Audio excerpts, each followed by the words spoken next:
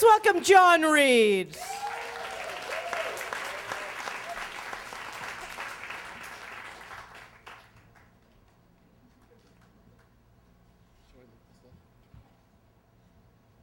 You tell me where it should be. Is this good? All right. Oh, God. I met Ken 20 years ago at the Cairn Foundation, which is a treatment center for people who grew up in messed up families, sober people. We both had childhoods kind of marred by alcoholism and varying degrees of violence and sexual abuse. For the first couple of days there, we didn't talk to one another, Ken and I, but every once in a while I would catch him looking at me, and when I did, he wouldn't look away, so our eyes would kind of like lock like that, and we would stay like that. And I thought, this guy has a crush on me.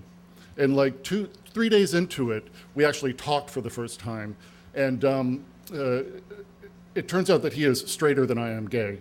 And he wasn't coming on to me, he was having a breakdown.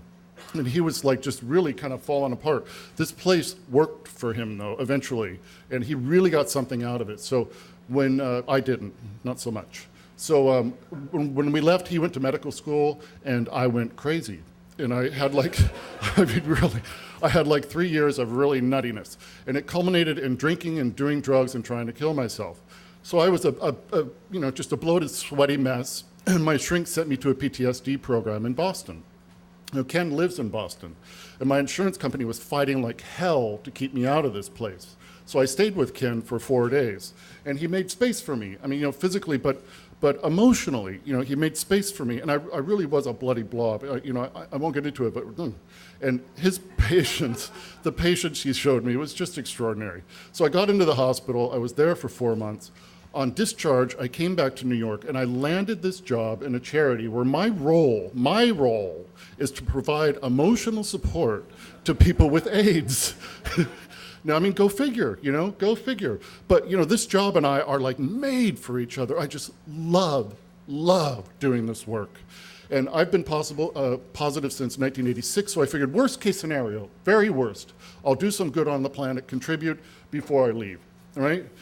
So Ken's in med school. I'm in this job I love. It's like things are working out for us, Then, as we all know, the HIV cocktail came out. And it meant that I would probably live, but it also meant that contributions to the charity that I worked for just plummeted, as did my salary and my sense of place and contribution on the planet. So I found myself mid-40s, having already done probably the greatest thing I'll ever do. I mean, I can't top what I did helping these people pass away. It was just extraordinary. I mean, not me, but the whole experience. And I had absolutely nothing, though. I mean, maybe some brownie points in heaven, if there is such a thing, but I can't pay my goddamn rent, Meanwhile, Ken is making $400,000 a year, and it has the world by the balls. So the envy that came up in me was just like, And I realized that, what I need to do is finish the bachelor's degree that I started 28 years ago. And on this coming Tuesday, I will turn in my final assignment and have a master's degree in social work, which I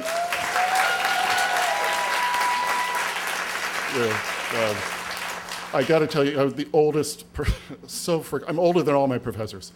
But I really am very proud of it. So 3 months ago, Ken calls me and says, John, as your graduation gift, I'm going to take you to Mexico for a week over spring break. And I'm like, great. He books it for the wrong month, completely misses my spring break, but whatever, it's fine. So the first day we're there, though, he says, I'm sorry, my nose is running. I'm not doing blow, it's just my nose is running. The first day we're there, he says to me, John, listen, I need to talk to you. Will you really mind if I drink while we're here? And I'm stunned, I'm stunned. Then he explains to me that he's been drinking for about 6 months.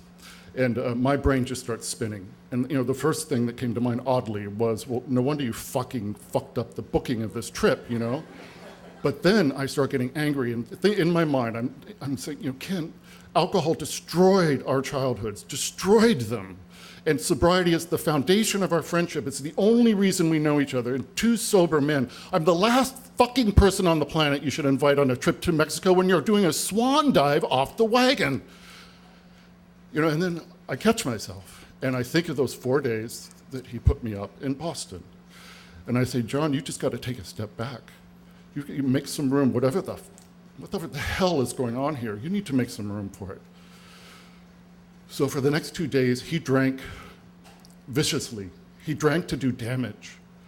And sometimes he's laughing, sometimes he's crying, sometimes he's in a rage, but he's dropping these little bombs, these things that had happened in those 6 months. And some of them terrify me because I'm not being hyperbolic when I say he was this close to death on 2 occasions. And I'm just terrified by the whole thing. So one morning, when he's sober, I sit him down, I say, Ken, listen, I thought I could handle this, but I really don't think I can. I can't bear to watch you do this to yourself. I need to go back to the States. But then he stuns me with his response. He says very level-headedly and clearly, no, I'm done. John, I did what I needed to do, it's over. It really was. I mean, he stopped, and it's been 3 weeks now since we went back, and he's getting the help he needs. So the last day we're there, the last hour we're there, we go out on the balcony to look at the ocean, look at the pool, kind of, say goodbye to the whole week. And I see that Ken is looking out over the ocean, which is just spectacular. But I am scouring the pool area, looking for this father and son that has just mesmerized me the entire week. The boy's a toddler, so, like they do, for no frickin' reason, he just runs, he's running around. But his father has this presence, this sense of peace around him. He's 15 feet behind his boy all the time, and he's just walking, and he doesn't look impinged upon. He doesn't look like this is a burden. I mean, you could look at this man for one moment and know that there's no place on the planet he would rather be than 15 feet behind his boy as he discovers the world, and it's just fucking astounding to me. And I look at Ken, and he's no longer looking at the ocean. He's located this, and he says to me, John, that's it. That's everything we didn't have. And I said, I know, I have been absolutely obsessed with them the whole week. That kid's not going to go through what we did. Isn't it fucking amazing? And he says, no, I don't think it's amazing. It's just the way things should be. Thanks.